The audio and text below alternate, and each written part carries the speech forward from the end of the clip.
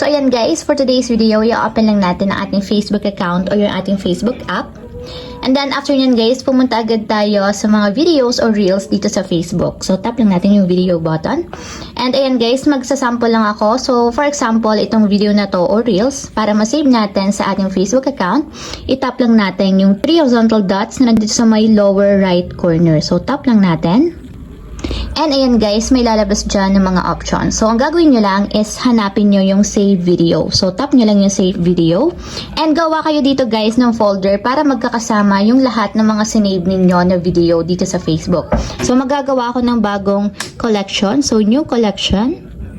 Gagawa ko ng bagong folder. So lalagay ko na lang is favorites. So, ayan, meron na akong name ng folder. So, itatap ko lang yung done.